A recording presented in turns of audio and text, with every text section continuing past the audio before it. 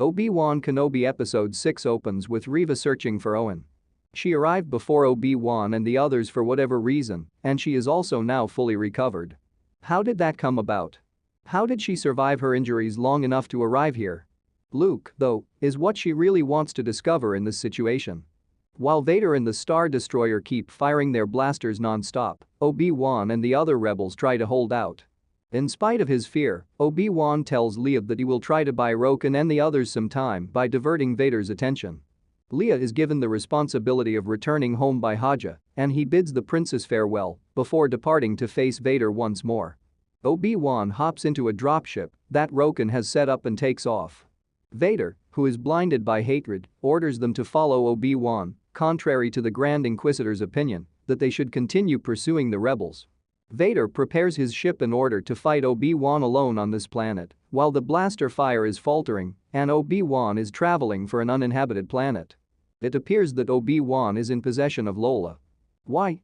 Evidently, it's to stop him from feeling so afraid. Obi-Wan and Vader engage in combat on the planet's surface. Obi-Wan isn't fleeing this time. But Vader prevails, killing Obi-Wan and burying him beneath a mountain of rocks. Vader responds, "You have failed, Master," and then he takes off.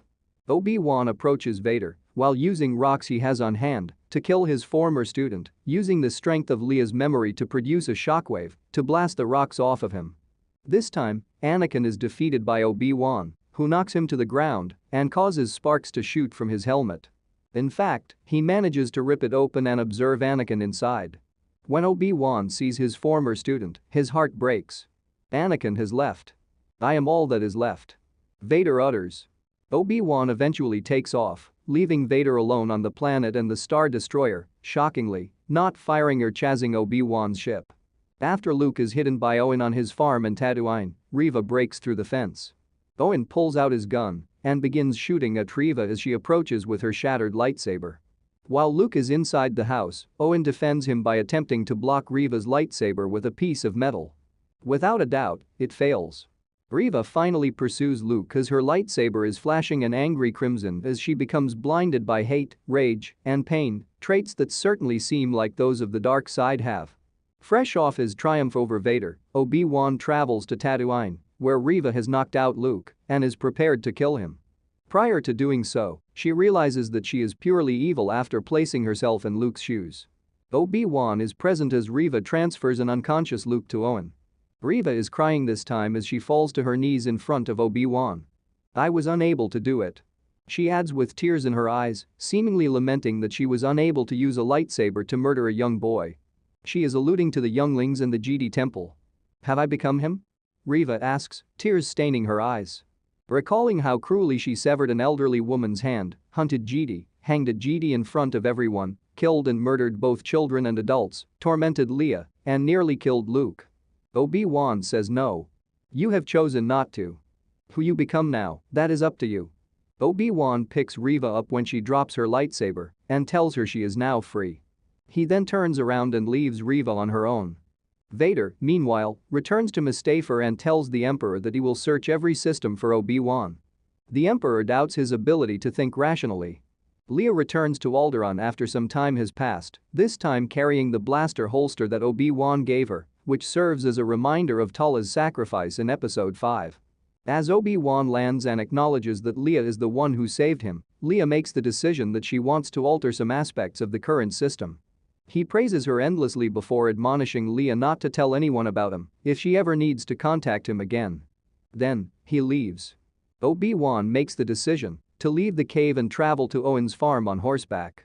After greeting Luke with his characteristic "hello there," Obi-Wan concludes that Owen and Beru are the only forms of defense Luke needs and makes the decision to go.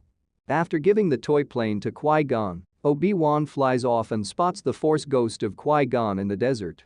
As they leave Luke undefended, he urges Obi-Wan to follow. A nostalgia-baiting final episode sees Obi-Wan stumble over the finish line, a move that will likely paper over a lot of the flaws this program has had for many fans thrilled to see a lightsaber duel and the sentimental allusions to the past. The most notable fault comes from Reva inside the first seconds of the episode. Given that the hangar was empty, Vader had left, and she was supposedly seriously injured, the character has been poorly written from the beginning with twisted motivations, and there is absolutely no mention of how she managed to teleport from the gutter of that planet all the way over to Tatooine. And, if I may add, faster than Obi Wan, who is being followed by Vader. A great detail that brings their dispute full circle back to A New Hope is the fight between Obi Wan and Vader. However, it also veers into even more continuity issues at the same time.